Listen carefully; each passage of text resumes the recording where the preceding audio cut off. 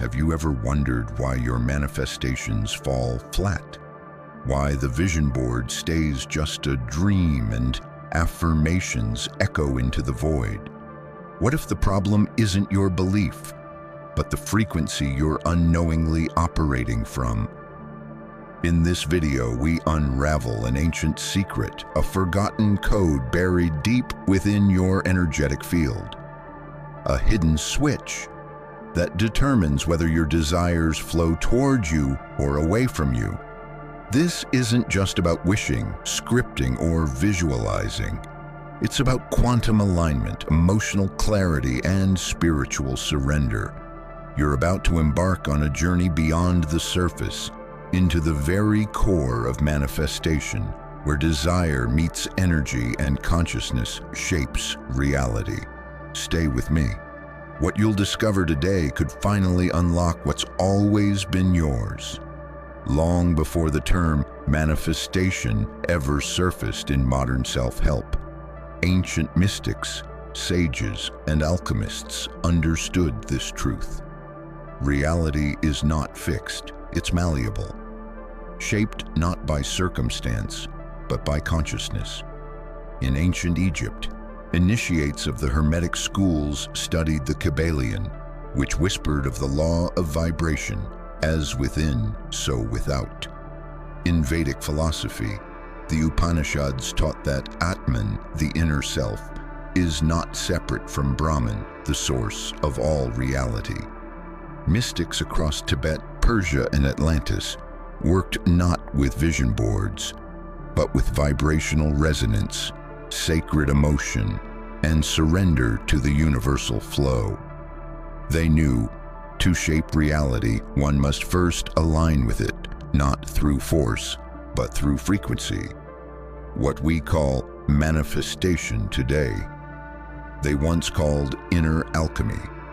So why does manifestation seem to work for some, while others try for years with nothing but silence? This is what M.A. Shawa calls the manifestation gap. It's the unseen space between desire and delivery, where so many become lost. Most people believe manifestation is about thinking positively, visualizing hard, and repeating mantras. But these efforts are surface-level echoes if your internal world, your emotions, energy, and subconscious wiring isn't in resonance with your desire. Imagine trying to tune into a radio station, but your frequency is just a few hertz off. You'll hear static, distortion, frustration, not because the station isn't broadcasting, but because you aren't aligned to receive it.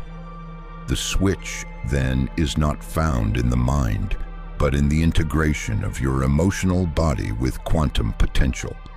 To manifest is not to demand. It is to become the vessel capable of receiving. Modern science is now confirming what ancient mystics always knew. Your observation shapes reality. In quantum physics, the observer effect reveals that subatomic particles exist in a state of possibility until they are observed, at which point they collapse into reality. Reality, then, isn't static, it's reactive to consciousness. Now imagine your thoughts and emotions acting as observers. When they're aligned, anchored in clarity, certainty, and coherent energy, they don't just influence reality, they command it. This is where entanglement comes in. Everything is connected. Your desires aren't separate from you. They're quantumly entangled in your field, waiting for alignment to activate. But here's the secret. Alignment isn't a mental trick. It's a somatic experience felt deep within your being. When you feel as if it's already yours, when your emotions and energy hold the same signature as your desire, that's when manifestation stops being a chase and becomes a reflection. You can script your desires 1,000 times, but if your heart is anchored in fear, doubt, or desperation, the universe won't hear your words. It will respond to your signal. This is the forgotten pillar of manifestation: emotional clarity. Your emotions are not background noise. They are your true broadcast to the quantum field, and most people are unknowingly broadcasting chaos. Every time you desire from lack, "I want this because I don't have it," you emit resistance. You push the very thing you crave into deeper delay. But when you bring light to your shadows, when you name and release the guilt, the scarcity, the pain, you clear the static. And in that clarity, your emotional body becomes a magnet, not a barrier. Emotional clarity isn't about suppressing what's negative. It's about integrating it, transmuting it, so your energy becomes clean, congruent, and aligned with what you seek. Here's a paradox most never see. The more tightly you cling to your desire, the more it slips through your fingers. Why? Because attachment is born from fear, a silent declaration that you don't trust the universe. It creates energetic tension, like grasping water in a clenched fist. The harder you squeeze, the faster it escapes. True manifestation requires surrender, not surrender in weakness, but in sacred trust. The kind of trust that whispers, "What is meant for me is already on its way." Ancient Zen masters taught Wu Wei, effortless action, or flowing with the Tao. It's the art of non-resistance. When you release the need to control the how or the when, you stop forcing, you start allowing. And in that soft openness, reality flows toward you naturally, magnetically, in divine timing. Surrender is not the absence of desire. It is the elevation of trust. Here lies the silent tragedy of manifestation. Most people quit right before the shift. They plant seeds in the quantum field, but dig them up daily with doubt, impatience, and analysis. They obsess over the how and when, thinking that logic can decode divine timing. But manifestation is not a linear formula. It's an energetic dance. And every time you demand proof before believing, you're affirming lack instead of presence. Others hyper-focus on techniques, endless journaling, scripting, rituals, but ignore the real switch, the emotional and energetic alignment beneath it all.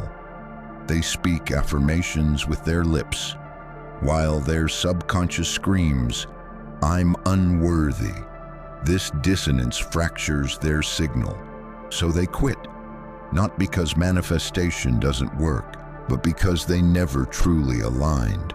Remember, it's not about doing more, it's about being different, internally, quiet, certain, open. That's where the magic begins. So how do you activate this elusive switch? It's not a secret spell. It's a process of alignment, simple, yet deeply sacred. Step 1. Identify the distortion. What emotion is blocking your signal? Fear of rejection, guilt, scarcity.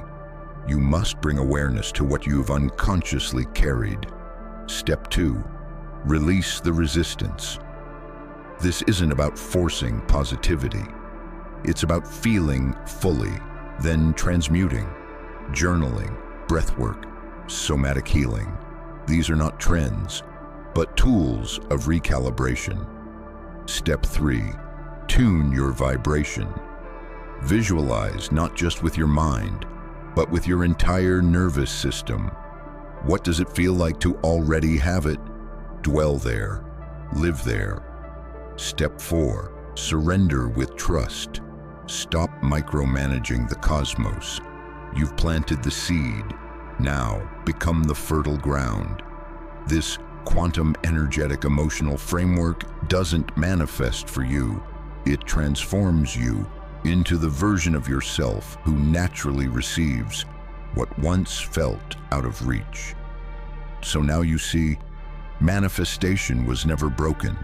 It simply waited silently for you to align, not with force, not with obsession, but with frequency.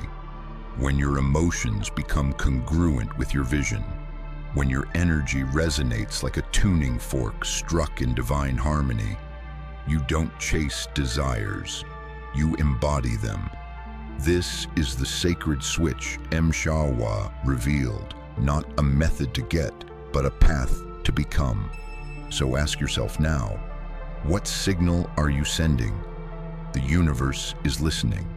Always dash.